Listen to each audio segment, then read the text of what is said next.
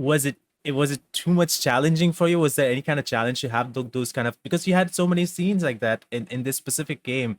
Was it more of a challenge for you to like go into that zone? Yeah, it wore me out. It wore me out, but not in a way that I felt depleted. Hmm. It was like I got to explore any and all pain. And I spoke about this in the documentary that they made, that there were certain aspects of my life and certain situations and relationships that I could pull from, where I could like viscerally feel what pain and betrayal and hurt and desire and longing and feeling completely shut out.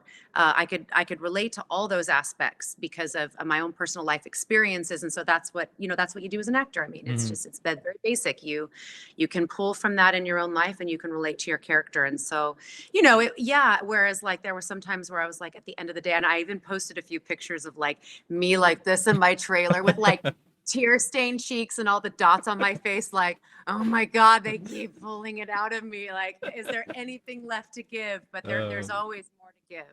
Yeah, there's always, always more. yeah. There's still a part of me that is so angry. And it'll always be. It'll always be angry. Was there Yeah. moments where you had that scene done and the director went like, "That was good. Let's do it again." So there's the technical aspect, which was the camera Hmm. following us, no bumps in the camera, Yeah, everything smooth as can be. And Tater Tot was actually our, she was working the camera, and yeah. Dory was sort of this time standing back as like the overall director of photography.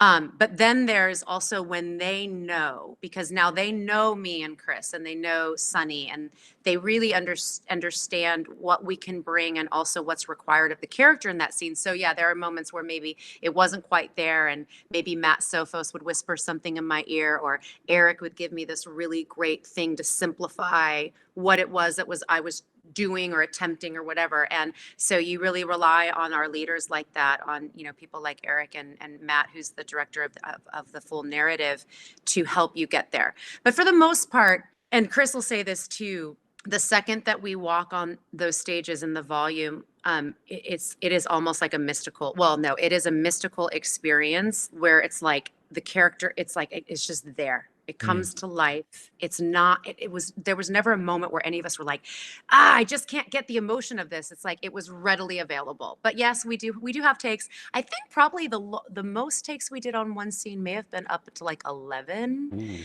And it was because it's like when there's multiple people in a scene and Uh, everyone's got to hit their mark and everything's got to, and so yeah. that's hard.